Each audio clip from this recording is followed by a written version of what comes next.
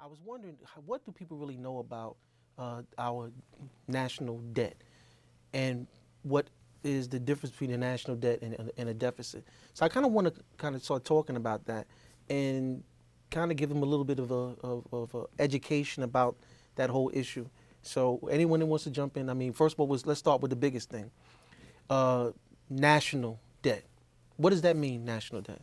National debt means that over time there has been an accumulation uh, of payout that is much greater than intake. So it's just like in your personal expenditures, personal financial activity, you're spending more than comes in, and over time you have debt. And the United States has an enormous debt now, and now you measure it by what percentage of your worth is debt.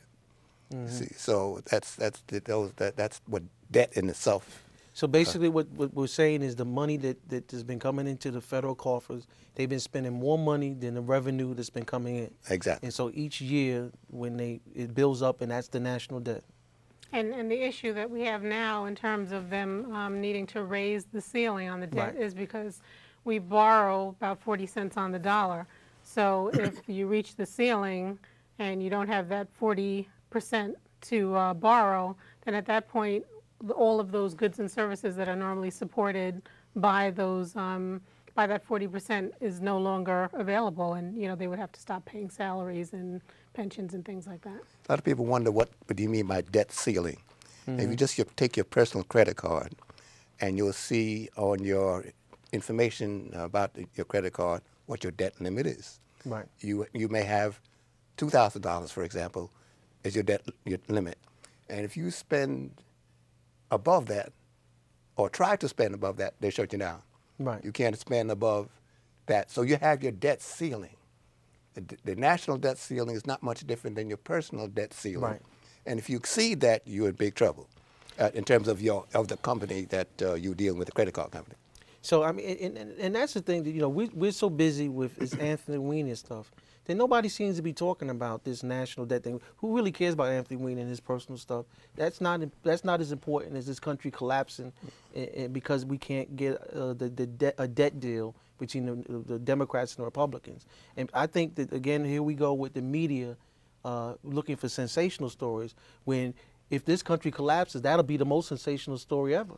Yeah, and the issue is the Republicans are now going to attack what they call entitlements, which are Medicare and things of that nature. And it's interesting, like you said, that we're not talking about that when it's so important, because at this point there's a lot of people, again the little guy, that's going to suffer because the Republicans are going to use the same tactic that they've used so many times, where they wait until the last minute, and then when we have something that has to happen, they just start, holding things up until the president makes concessions on their end that were probably better left not made. The thing that I find troubling about this whole issue, because this is not something that's unusual.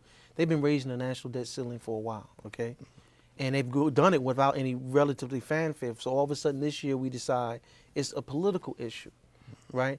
But the thing is, I find very interesting about it, we're paying for stuff that they already approved already. So you're now all of a sudden you decide that you don't want to pay for the stuff that you already instituted in several Congresses ago.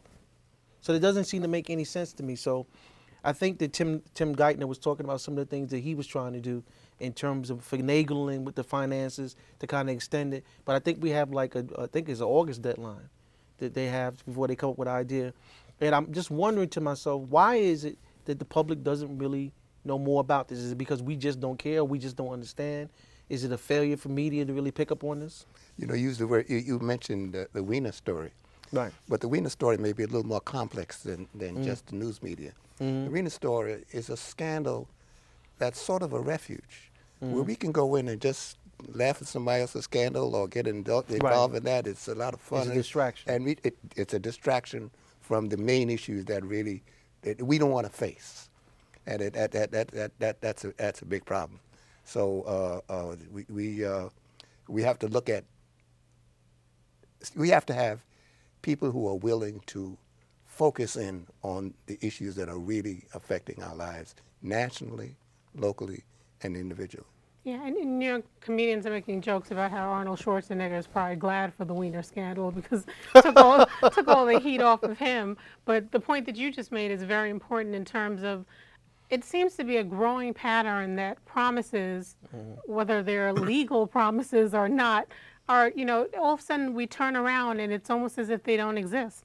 That's the issue with pensions, that's the issue with health care, it's the issue with unions bargaining for things and then turning around and having to argue whether or not they can still get it after Right. it's been settled. I mean, it's crazy that at this point, injustice in those in that manner seems to be the norm, because once one group starts doing it, doing the wrong thing and getting away with it, all of a sudden everyone thinks that it's a precedent and they can start doing that as well. Well, the group has been getting away with doing the wrong thing and been doing it for a long time as Congress, because partly because we haven't held them accountable. When we look at and this is the Fox poll, okay, a Fox poll. Fox says that Obama has a 47% approval rating, okay, but he said that but Congress has a 69% disapproval rating. So, but it seems that the whole negativity is reflected toward Obama, with people not understanding it is a process. If you remember your student government, right? They said there's a three-tier system, okay? So obviously, if congressmen are not being held accountable to quote unquote bring home the bacon, right? To do the things that they need to do, they made promises in past Congresses, and now they're trying to renege on it. So how are we going to force them to keep their word? Do we need another submarine? Do we need another bomber or whatever? Do we need those things? Well, I don't want to say that that's a simple thing, because those bombers create jobs, those subs create jobs, whatever. The question is, we have to get down to basically, I remember there was a TV show on Channel 13 before, Jonathan Pond and Susie Orman. There was this guy named David Chilton, and he wrote a book called The Wealthy Barber. And he basically taught a principle between wants and needs. And so the United States has to do what they tell individuals should be doing. We have to look at our financial situation and say there's a difference between wants and needs. What do we need to do? We need to keep our word on Medicare. We need to keep our word on Social Security and everything. And the thing that I find funny about it is they're borrowing money, they're taking revenue from Social Security to pay their debt. And besides borrowing money from not paying down on the federal pensions and stuff. So the next time you want to talk about these federal workers you're out there complaining about, it's the federal pensions that are keeping the government going. Yeah, and to now at this point be talking about taking away whether it's welfare or Medicare or things of that nature at a point when the economy is in such dire straits that people can't get jobs if they want to, it's kind of ridiculous, because no one's asking or answering the question, well, what do you expect those people to do?